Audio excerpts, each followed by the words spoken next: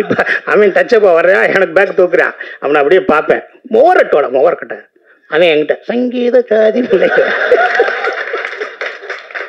அசிங்கப்பட்டா தானங்க வாழ்க்கை, நம்ம படாத அசிங்கமா. உனக்கு வரும்டா வாழ்க்கை, உனக்கு ஒரு நாள் வரும். இந்த சினிமாவில் கெட்டது பூரா அவன் பக்கத்தில் இருக்கும், கெட்டது பூரா அவன் பக்கத்தில் இருக்கும். எதை எடுக்கணுமோ அதை நீ எடுத்துக்க. அனுபவம் தந்த முதிர்ச்சியில் வந்து விழும் கருத்துகள், உரசி பார்த்த நினைவுகளில் 1000 கதைகள், காலமெல்லாம் கட்டுண்டு கிடக்க வைக்கும் இவரின் பேச்சுக்கள், மரகத பட்டுடுத்தி மனதை வருடும் ரசிகனாக வசீகரிக்கும் சிரிப்பு அலைகள், நம்மை உற்சாக எல்லைக்கே அழைத்து செல்லும் பேச்சு பீரங்கி, பிரச்சார பீரங்கி, சிரிப்பு மருந்து அண்ணன் சிங்கம்புலி அவர்களை உற்சாக கர ஓசையுடன் அழைக்கிறோம். சிங்கம்புலி அண்ணன் அவர்களை.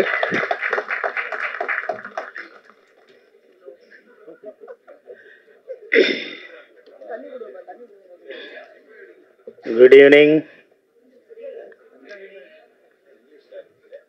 Each other day, I look so many various different parks, but I don't know about this park. But this park holds my heart, holds my large place in my heart.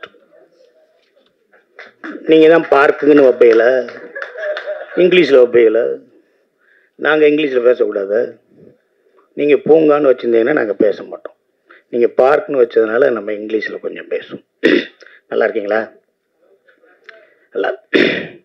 இந்த படம் வந்து நான் ஆல்ரெடி சொல்லிட்டேன், இந்த படத்தில் நான் நடிக்கலை. பட்டு கண்ணன், என் கண்ணன், கருப்பு கண்ணன் தான் சொல்லுவேன். அவர் வந்து எங்களோட அசிஸ்டன்ட் டைரக்டராக இருக்கும்போதே பழக்கம். நீங்கள் வாங்க, தயாரிப்பாளர் நீங்கள் வரணும்னு ஆசைப்பட்றாரு, நீங்கள் வாங்கன்னு கூப்பிட்டாரு. கண்டிப்பாக வரேன்னு ஈஸியாக ஷூட்டிங்கில் இருந்தேன். நான் வந்தேன், இன்றைக்கி வீட்டில் இருந்தேன். காலையில் எல்லாம் மெசேஜ் அனுப்பிச்சார், எல்லாம் வந்தார். ஸோ எல்லா பேரும் நீங்கள் வரீங்களா, நீங்கள் வரேன்னு சொன்னீங்களாமே, நீங்கள் வரீங்களான்னு சொன்னேன்னு என் தம்பி அன்பு சிறு முதலீட்டாளர்கள் தலைவர் இருக்கார், அவர் நீ வரேன்னு சொன்னியாமே, நீ வரையாமே அப்படின்னா எல்லாரும் பேசிக்கிட்டு இருக்கையில் நான் வரமாட்டேன் அப்படின்னு வீட்டில் கதை அடைச்சிட்டு படுத்திருக்கிறதுக்கு முறையாக இருக்காது. நான் வரணும். யார் வரா? உதயகுமாரனே வர்றாரு, பேரரசனே வர்றாரு. சரி நம்மளும் போயிடுவோம். தமன் கூட நான் வந்து ஒரு 10 இயர்ஸ்க்கு முன்னாடி சேது பூமின்னு ஒரு படம் பண்ணேன். அந்த படத்தில் நான் இருந்தேன். அதில் வந்து டிஎஸ்பி பாலையா சாரோட சன்னு ஜூனியர் பாலையாலாம் நடிச்சிருந்தார். அவரே சொன்னார், ஜூனியர் பாலையானே சொன்னார், அப்பாவோட ஒரு பாடி லாங்குவேஜ் உனக்கு இருக்குடா, பாலையா சாரோட இருக்குடா, என்னை விட உனக்கு அதிகமாக இருக்குடா அப்படின்னாரு. அதோட பெரிய பெருமை எனக்கு எதுவுமே இல்லை. ஆனால் தமனுக்காக இந்த ஃபங்க்ஷனுக்கு வரணும்னு நினச்சேன். தமன் யாருங்கிறீங்க? அவன் பெரிய ஒரு ஏர்லைன்ஸில் ஒரு 10 இயர்ஸ்க்கு பேக்கே அவன் 4.5 லட்ச ரூபா 5 லட்ச ரூபா சம்பளம் வாங்கக்கூடிய ஒரு பையன், தம்பி. அப்பயே 10 இயர்ஸ்க்கு முன்னாடி அவன் அவ்வளோ பெரிய போஸ்டில் இருந்த பையன், பெரிய போஸ்டில் இருந்தாப்புல ஏர்லைன்ஸில், ஃபாரினில், எமிரேட்ஸில். அதெல்லாம் வேணாம்ட்டு இங்கே வந்து உட்காந்து பண்ணிக்கிட்டே இருக்கார். திடீர்னு பார்க்குறேன் ஒரு சீரியலில் லீடாக பண்ணுறாரு. திடீர்னு பார்க்குறேன், என்ன தம்பி எங்கடா இருக்கு அப்படின்னு ஒரு நொடின்னு ஒரு படம் பார்க்குறாரு. அதுக்கப்புறம் பார்க்கேன் பார்க்கில் பறக்க வர்றாரு. உனக்கு இந்த சினிமா கண்டிப்பாக செய்யும்பா, நீ கவலையப்பட. இந்த சினிமா நீ கவலையப்படாது. நீ வாட்டுக்கு 2 எக்ஸ்ட்ரீம்ஸ் இருக்குது. நிறையா படங்கள்லாம் நடிச்சுக்கிட்டே இருந்து 42 வயசுக்கு மேலே சூப்பர் ஸ்டார் ஆனவர் எம்ஜிஆர். ஒரே படத்தில் பராசத்தில் நடித்து சூப்பர் ஸ்டார் ஆனவர் சிவாஜி சார். 2 எக்ஸ்ட்ரீம் இருக்கு. சினிமா யாருக்கு கொடுக்குறீங்க? என்னை மாதிரி முடி இல்லாதவனுக்கு கொடுக்கும், நிறைய முடி வச்சு சீவ முடியாதவனுக்கெல்லாம் கொடுக்கும். புரியுங்களா? அதனால நீ எல்லாம் அழக, நல்லா இருக்கு, நல்லா ஃபிட்டாக வச்சுருக்கேன், நான் பார்த்த மாதிரியே இருக்க, குண்டா இல்லை, எது வேணாலும் இல்லை, ஒரு நல்ல ஒரு ஃபிட்டு, ஹீரோவுக்கான ஒரு ஃபிட்டு, பேரசனை சொன்ன மாதிரி நல்லா இருக்க. இந்த படம் இல்லை அதை ஓடிக்கிட்டே இரு. ஒரு படம் வரும், அந்த படத்தில் சைன் பண்ணிக்கலாம். உனக்கு சினிமா ஒன்று பாதுகாக்கும், சினிமா செய்யும். ஓகே. அடுத்து இயக்குனரை பற்றி சொல்லணும்னா, ஃபர்ஸ்ட் ஹாஃபில் நெஞ்சு வலி, செகண்ட் ஹாஃபில் வயிற்று வலி, நெஞ்சு வலி. சார் சொன்னார், நான் லாரன்ஸ் மாஸ்டர்கிட்ட அவராக இருந்தேன் இவராக இருந்தேன்னு. அதெல்லாம் நீங்கள் நம்புவீங்களா? எங்கள் ரிலேஷன் ஒருத்தர், எங்கள் அண்ணன் ஆல் டாக்டரு, அவர் வீட்டில் நான் தங்கி அவர்கிட்ட வந்து அவர் சினிமாவில் வேலை பார்க்கணுன்னு வந்தேன். அவர் ஒரு பெரிய ஸ்டுடியோவில் இருந்தார். அந்த ஸ்டுடியோவில் டார்க் ரூம்னு ஒன்று இருக்கும், தெரியுமா உங்களுக்கு? அந்த நெகட்டிவ் எல்லாம் போட்டு கழுவாங்கள்ல, சோடியம் தயோசல்ஃபேட்லாம் போட்டு கழுவி ஃபோட்டோவெல்லாம் அப்படி இப்படி மாட்டி வச்சுருப்பாங்கள்ல, அந்த ரூமில் லைட்டே போடக்கூடாது, ஒரே ஒரு ரெட் லைட் மட்டும்தான் இருக்கும். அந்த ரூமில் நான் 6 மாதம் தங்கியிருக்கேன். அந்த ரூமில் நான் 6 மாதம் தங்கியிருக்கேன். எப்போ போவேன் தெரியுமா உங்களுக்கு? 10 மணிக்கு ஸ்டுடியோ அடைச்ச உடனே நான் போய் படுப்பேன். ஸ்டுடியோ ஆரம்பித்து வேலைக்கு வர்றதுக்குள்ளே நான் கிளம்பி போயிடுவேன். உள்ளே லைட் இருக்கா, பேஸ்ட் இருக்கா, ப்ரெஸ் இருக்கா, சட்டை எங்கே துவச்சி போடுறது எதுவுமே தெரியாது, இருட்டாக இருக்கும். அங்கே தங்கியிருக்கேன் நான், அயனவரத்தில், மணிப்பாக்கத்தில். சுதந்திரத்துக்காக போராட வந்தேன். சினிமா எனக்கு வேணும்ல, அதுக்காகத்தான் நான் வந்தேன். உங்களுக்கு புரியுதா? உங்களுக்கு கொடிது வறுமை கொடிது, இளமையில் வறுமை கொடிது, அவ்வளோதானே. ஃபர்ஸ்ட் ஹாஃப் நீ கஷ்டப்பட்ட இல்லை, செகண்ட் ஹாஃபுக்கு மட்டி இல்லாட்டி ராசா தானே. உனக்கு பாரு, உன் காசு உனக்குன்னு ஒரு டாக்டர் முருகன், உங்கள் காசில் ராஜா 2 பக்கத்தையும் ராஜாவை ஒட்டி விட்டாரு. நீ எங்கிட்டு சுட்டி விட்டாலும் ராசா தான் விழுகும் பாரு, உனக்கு மட்டியே விழுகாது. ஏன்னா நீ உன்னோட முற்பகுதியை நீ வந்து சினிமாவை கொடுத்துருக்க.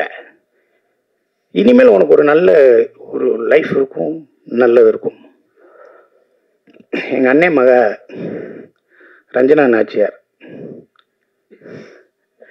எங்கள் அண்ணன் மக டாக்டர் பாலாவோட ஓன் பிரதரோட மக, ஓன் பிரதர் பாலா அண்ணனோட அண்ணன் மக. எனக்கு அவர் அண்ணன் தானே. எங்கள் பெரிய மாமா அவர் பாலா டாக்டரு, வெறும் இந்த உட்காருப்பா அந்த பொண்ணு. நான் ஏமாலிங்கிற படத்தில் வா அப்படின்னு நடி அப்படின்னு சொன்னேன். சீட்டு குடிக்கணும், குடிப்பேன் அப்படின்னு. சித்தப்பா உங்களுக்கு சரியாக இருந்தால் நான் பண்ணுறேன் அப்படின்னு சொல்லிச்சு. ராமநாதபுரம் மாவட்ட பாராளுமன்ற தொகுதி பாரதிய ஜனதா பொறுப்பாளர் அவங்க. பலாப்பழத்தை தூக்கிட்டே போயிட்டு இருந்தாங்க எங்கள் மாமாவுக்கா. இந்த படத்தை தயாரிப்பாளருக்கு இன்னும் நிறையா படங்கள் பண்ணணும், அது பண்ணணும், டைரக்டர் நிறையா படம் பண்ணணும். பாட்டு எழுதினவர் சூப்பர், அவரை தான் எல்லாரையும் பேசியாச்சு. நீங்கள் ப்ரொடியூசர்கிட்ட நான் ஒன்று கேட்குறேன், தமன்கிட்ட சம்பளம் கொடுத்துருந்தீங்கன்னா சம்பளத்தை வாங்கிக்கங்க, திருப்பி வாங்கிக்கங்க. ஏன்னா இவ்வளவு முத்தம் கொடுத்துருக்காரு, இவ்வளோ பெரிய வாய்ப்பெல்லாம் நம்மளுக்கெல்லாம் வராது. நான்லாம் கேட்பேன், டேரக்டர்லாம் வரையில, தம்பி இந்த படத்தில் நம்மளுக்கு ஜோடி இருக்கான்னு கேட்பேன். இருந்துச்சுன்னு ஆனால் உங்ககிட்ட இருந்து கோச்சிட்டு ஓடி போயிடுச்சு. அப்படியா? அப்புறம் இல்லைண்ணே இருந்துச்சுன்னு அது வந்து உங்க கூட பேசாமல் வீட்டுக்குள்ளேருந்தே கத்திக்கிட்டு இருக்க முடியும். எப்போ பாரு ஜோடியே கிடையாது, எதுவுமே கிடையாது. ஒரு படத்தில் நான் ஒரு பெண்ணை வந்து ரெக்கமெண்ட் பண்ணி நானும் அந்த பொண்ணும் நடிக்கணும் அப்படின்னும், அந்த பொண்ணும் நானும் அப்படி தூங்கிட்டு இருக்கோம். அப்போ இந்த ஸ்டேஷன்லேருந்து என்னை ட்ரான்ஸ்ஃபர் பண்ணிடுவாங்களா அப்படிங்கிற மாதிரி நான் அப்படி தூக்கம் இல்லாமல் இருப்பேன். படுத்து தூங்குங்க, ஏன் இதெல்லாம் யோசிக்கிறீங்க அப்படின்னு சொல்லி நானும் அந்த பொண்ணும் அருகிலே படுத்து பேசுகிற மாதிரி இருந்துச்சு. ஒரு அசிஸ்டன்ட் டைரக்டர் ஒத்து பார்த்துட்டு டேக் போகிறதுக்கு முன்னாடி, சார் அவன் 2 பேரையும் தள்ளி படுக்க வச்சுட்டு நடுவில் குழந்தைய போட்டுடலாம் சார், குழந்தைய போட்டாங்க. சரின்னு சொல்லி இங்கிட்டு பார்த்தேன், சார் அந்த இன்னொரு 2 குழந்தை இருக்குல்ல சார், அதையும் தூக்கி நடுவில் போட்டாங்க. நான் ஹீரோயினியை பைனாக்குள்ளார பார்க்குறேன், எனக்கு பேரா போட்டாங்க, பைனாக்குள்ள பாருங்க அங்கே படுத்துருக்கு, அங்கே தூங்குது. இல்லை அவனை நான் பார்த்துக்கிறேன். நான் ஆக ஒரு இந்த படத்தில் எல்லா பேருமே ஒரு நல்ல ஹீரோயினியாக இருக்கட்டும், ஒரு நல்ல ப்ளஷண்ட், ஒரு ஒரு ஹாப்பியாக ப்ளஷண்ட்டான ஒரு ஃபேஸ் இருக்குல்ல, அந்த அந்த அந்த அந்த ஒரு இருக்குது ஸ்வேதாக்கு. அது கடவுளோட வரம், அப்பா அம்மா கொடுத்த கிஃப்ட்டு. அதை நீங்கள் கரெக்டாக பண்ணி நீங்கள் பெருசாக வரணும். அப்புறம் அப்பா அம்மா அவங்களுக்கு பிறந்து உதயகுமார் சாருக்கு பிடிச்ச மாதிரியே இருக்க ஹீரோயினோட அம்மா ஜெயந்தி மாலாவும் அவங்களும் நல்லா, அவங்களும் பெரிய லெவலில் வரணும். இங்கே இருக்க எல்லா கேரக்டர்ஸில் எல்லாமே வரணும். ஒரு தமன் கூட நினைக்கும் போது ஒரே ஒரு காமெடி மட்டும் சொல்லிட்டு முடிச்சிடுறேன். இங்கேருந்து வீட்டிலேருந்து காரில் எடுத்து அசிஸ்டன்ட் டைரக்டராக இருக்கேன். அப்போ நேராக காரில் அப்படியே போயிட்டே இருக்கும். அப்போ ஒரு ப்ரொடக்ஷன் மேனேஜர் பேசுகிறாரு, எங்கே வந்துக்கிட்டு இருக்கீங்க புலி அப்படின்னாரு.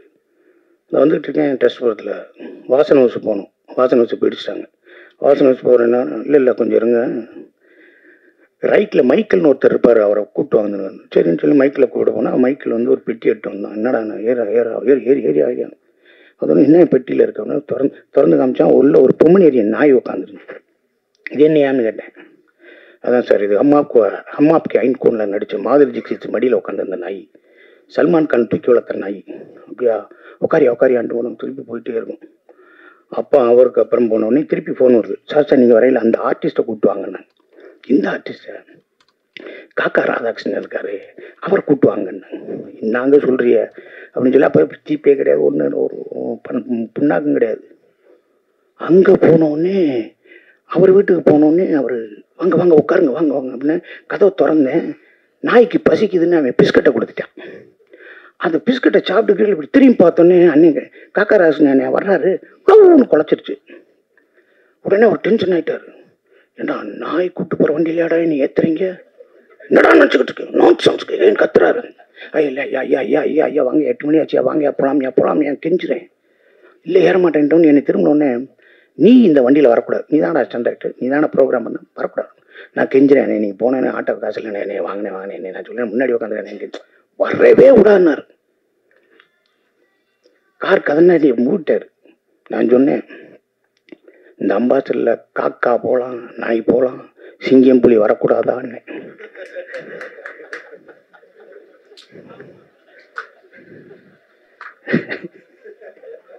காக்கா போகலாம், நாய் போகலாம், சிங்கம் புலி வரக்கூடாதா அப்படின்னு. எங்க கதவை திறந்துட்டு வந்து என்னை கட்டி பிடிச்சிட்டாருங்க. அந்த ஆளு எவ்வளோ பெரிய ஆளு, கட்டி பிடிச்சிட்டாரு. அவர் மனோகரால நடிச்சார் பாருங்க. போர்லேயே 2 வகை உண்டு, ஒன்று வைக்கப்போர் ஒன்று அக்கப்போர்னாரு பாருங்க. போர்லேயே 2 வகை உண்டு, ஒன்று வைக்கப்போர் ஒன்று அக்கப்போர் அப்படின்னாரு பாருங்க. அதெல்லாம் ரெஃபரன்ஸ் எடுத்து தான் நான் மாயாண்டி 96 லூசா நடிச்சது. அந்த அவ்வளோ பெரிய. அதுக்கப்புறம் பார்த்து நான் கட்டி பிடிச்சேன், நல்லா பேசிட்டடா சிங்கம்புலி, வாடா என் மடியில் உட்காந்துக்கடான்னு கூப்பிட்டு போனார். நான் படம் பண்ணும்போது, அதாவது ஒரு படம் பண்ணும்போது படத்தை பார்த்து என் ஃப்ரெண்ட்லாம் சொல்லுவாங்க, என்னடா நான்சென்ஸாக பண்ண, என்னடா லூஸ் தனமாக பண்ணிட்டேன். நான் லூஸாக ஒரு படத்தில் நடித்தேன், சொன்னாங்க இல்லைன்னா பெர்ஃபெக்டாக பண்ணிட்டேன்னாங்க.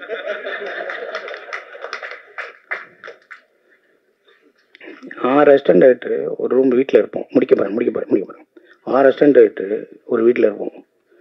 எல்லா பேரும் வேலை, பி வாசு, உதயகுமார் சார், எல்லாரும் அவங்கவுங்ககிட்ட வேலை பார்க்குறாங்க. நான் எல்லா பேர் கார் வந்தோடனே, மாப்பிள்ளை உன் கார் வந்துச்சு, நீ போடான்னு எல்லாத்தையும் ஏற்றி விட்டு கதை உடைப்பேன். அப்போ எல்லாருமே வண்டியில் போகும்போது எனக்குன்னா எனக்கு ஒரு மென்டல், நான் இவர்கிட்ட தான் வேலை பார்க்கணும், நான் இல்லாட்டி வேலை பார்க்க மாட்டேன்னு ஒன்று இருக்குது. அப்போ போகையில் எல்லா பேரும் போயிட்டு வராங்கன்னா எல்லா அசிஸ்டன்ட் டைரக்டர் போகிறேன், என் ஃப்ரெண்ட் அசிஸ்டன்ட் டைரக்டர் இப்போ இருக்கேன், 2 கோடி 3 கோடி சம்பளம் வாங்குறேன், பெரிய டைரக்டர் இருக்காங்க. அவன் போகையில் எல்லாம் 10 ரூபா இருப்பேன். சிம்பிள் ஒரு சாயந்தரம் வந்துடும், இந்த 10 ரூபா என்ன 10 ரூபா போயிடுச்சா, அச்சரான்னு 10 ரூபா, மொத்தம் 50 ரூபா 60 ரூபா வரும். அதை காப்பி குடிச்சிட்டு மதியானம் சோறாக்கி வச்சுட்டு, கொஞ்சம் சோறாக்கி தயிர் சோறு வச்சுட்டு அப்படி அந்த 50 ரூபா 60 ரூபா அதுக்கு சாயந்தரம் வந்துடுவாங்க. அப்புறமேல ஏதாவது சாப்பாடு வாங்கி கொடுப்பாங்க. அப்போ சொல்லுவாங்க, தினமும் வேலைக்கு போகிறவன்னா அறிவாளி கிடையாது, ஷூட்டிங்கு வேலைக்கு போகிறவனா அறிவாளி கிடையாது, வேலையே இல்லாமல் வீட்டில் உட்காந்துருக்கேன் முட்டாள் கிடையாதுடா, தைரியமாக இருந்துமாய். அதைத்தான் இன்னைக்கு இருக்க சினிமாவில் இருக்க அத்தனை பேத்துக்கும் சொல்கிறேன். என் சொந்தங்களே, உயிர்களே, உங்களுக்கு வாய்ப்பு இல்லைன்னா நீங்கள் முட்டாள் கிடையாது. உங்களுக்கு வாய்ப்பு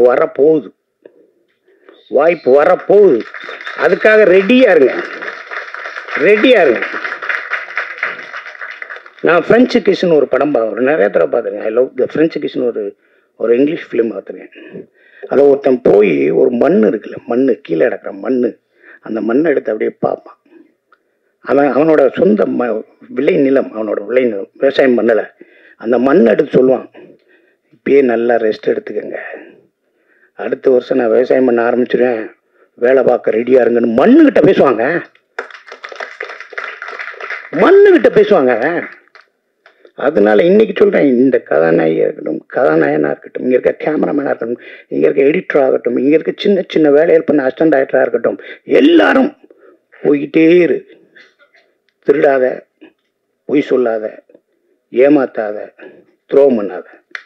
உனக்கு வரும்டா வாழ்க்கை, உனக்கு ஒரு நாள் வரும். இந்த சினிமாவில் கெட்டது பூரா அவன் பக்கத்தில் இருக்கும், கெட்டது பூரா அவன் பக்கத்தில் இருக்கும். எதை எடுக்கணுமோ அதை நீ எடுத்துக்க. Which one is best, choosing wisely. எல்லாத்தையும் நீ எது வேணுமோ அதை எடுத்துக்க. கெட்டது தான் இங்கே பக்கத்தில் இருக்கும், நல்லது தூரமாக இருக்கும், போய்கிட்டே இருக்கணும். சினிமா கறப்பதல்ல, கற்பனை சுரப்பது. அதுக்கு எந்த வயசும் டிஃப்ரென்ஸே கிடையாது.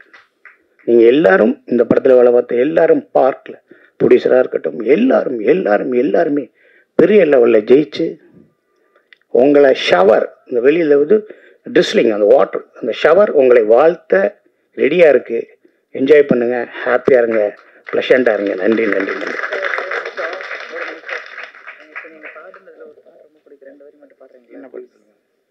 நான் ஒரு சின்ன ரிக்வஸ்ட் சொல்லியிருக்கேன், சார் நல்லா பாட்டு பாடுவாங்க, அதாவது சங்கீத ஜாதி முல்லை, அவரோட குரல்ல 2 வரி மட்டும் கேட்போம்.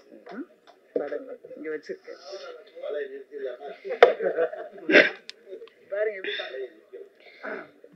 இந்த பாட்டுக்கு முன்னாடி நம்ம ஒரு விஷயம் அங்கே நடக்கும். நம்ம டப்பிங் போவோம். டப்பிங் போகையில் ஒரு இடத்துல ஒரு ஷார்ட் ஒன்று பேசுவோம். எங்கடா போனேன் அண்ணே, கொஞ்சம் லவுட்ரா அண்ணே, கொஞ்சம் இல்லைண்ணே, கொஞ்சம் பேச அண்ணே, எனக்கு கொஞ்சம் அண்ணே அஸ்கியா அப்படின்னு சொல்லுவாங்க. சொன்ன உடனே அதை போஸ்ட் பண்ணுவாங்க, சிங் பண்ணுவாங்க. அப்போ ஒரு 4 மினிட் இல்லை 2 மினிட்ஸ் இல்லாட்டி 1 மினிட் நம்மளுக்கு ரிலாக்ஸ் இருக்கும். அடிண்ணே நெக்ஸ்ட்ண்ணே அப்படி போகலாம்னு சொல்லுவாங்க அந்த டப்பிங் பேசையில். அப்போ அந்த கேப்பில் நான் என்ன சொல்லுவேன்னா பாட்டு பாடுவேன்.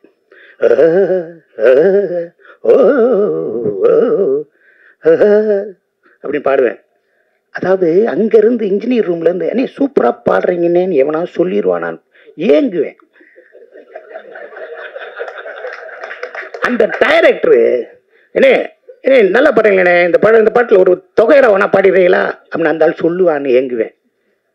இவனா டப்புன்னு கையை கொடுத்துருவானான்னு ஏங்குவேன். புரியுங்களா உங்களுக்கு? அன்னை பாட்டே இருக்கும் கொண்டு வச்சு நான் அந்த அன்னை பாட்டு சின்ன கவுண்டரில் படத்தில் நான் அதெல்லாம் பாடுவேன் நான். ஆனால் ஒரு வயலும் சொல்லவே மாட்டுறாங்க. நான் இடையில காட்டணும் அப்படின்னு நிறைய பாடுவேன், ஒன்றுமே சொல்ல. ஒரு அசிஸ்டண்ட் ஒரு நம்ம டச்சப் பாயை கூட்டு போயிட்டேன். வாடா எங்கண்ணே, வாடா டப்பிங் போகிறேன். நான் எதுக்குண்ணே டப்பிங், வாடா நான் இங்கே டப் பண்ணுவேன், நீ இன்ஜினியர் ரூமில் இரு. சரிண்ணே, அங்கே என்ன சொல்கிறாங்கன்னு மட்டும் என்கிட்ட சொல்லு. ஓகே. அங்கே போய் நின்றான், டப்பிங் நடந்துச்சு, பேசினேன். இன்பிட்வீனில் சங்கீத ஜாதி முல்லை காணவில்லை கண்கள் 2 அண்ணே அண்ணே ரெடினே போகலாம்னே அப்படின்பா. என்னடா கட் பண்ணுறாங்க. அடுத்து தம் தம் நம் தம் அண்ணே போகலாம்னே அப்படின்னாங்க. உயிரே அண்ணே ரெடி போகலாம். சரி டப்பிங் முடிஞ்சு பாட விட மாட்டாங்க. வந்துச்சு, காரில் ஏறி அவனை உட்கார வச்சாச்சு, போயிட்டே இருக்கு. தம்பி எப்படா சூப்பராக பண்ணிட்டீங்களே, டப்பிங் நான் பண்ணது எனக்கு தெரியும். நான் பாடும்போது அங்கே என்ன பேசினாங்க அண்ணே, நான் பாடும்போது அங்கே என்னடா அண்ணே அந்த ஒரு அசிஸ்டன்ட் டைரக்டர் ஐயோன்னாருண்ணே. நான் கிடக்க அசிஸ்டன்ட் டைரக்டர் லூஸ் பண்ண அதெல்லாம் டைரக்டர் ஆகமாட்டா விட்றா. இது இன்ஜினியர் என்ன சொன்னார், ஆரம்பிச்சுட்டாரா அப்படின்னு. நான் இந்த தேட்டர்லேயே போடக்கூடாதுன்னு சொன்னேன், இந்த தேட்டரில் போட்டாங்க. டைரக்டர் என்ன சொன்னான், அந்த ஆள் என்ன சொன்னார், அண்ணே விட்டா எப்பயாவது ஏட்டி முட்டியா பாட்டிக்கிருப்பாரு, சீக்கிரம் முடிங்கன்னா சார். அப்படியே ஓரமாக வண்டியை நிப்பாட்டி அவன்கிட்ட ஒரு 200 ரூபா கொடுத்து இந்த விஷயத்தை எங்கேயாவது வெளியே சொன்னேன்னு வச்சு கொளுத்தி போடுவேன், ஓடி போயிடவில்லை. இப்போ அவன் டச்சப்பா வர்றான், எனக்கு பேக் தூக்குறான், அவனை அப்படியே பார்ப்பேன், மோரட்டோட மோரக்கட்டை அவன் என்கிட்ட சங்கீத ஜாதி முல்லை. அப்புறம் அவனுக்கு நான் வேலை தரல, அவன் ரிங்டோனை வச்சிருக்கான், எங்கடா இருக்க சங்கீத ஜாதி. டே அசிங்கப்பட்டா தானங்க வாழ்க்கை, நம்ம படாத அசிங்கமா.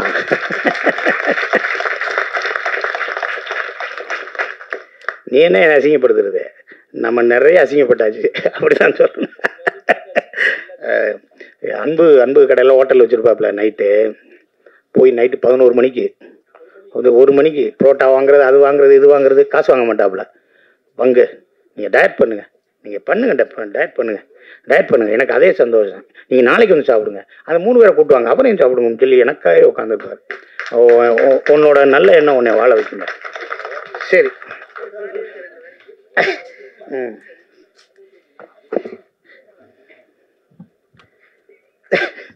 நீங்களும் கரண கொடூரமா இருக்கும், கொஞ்சம் ரெடியா இருங்க.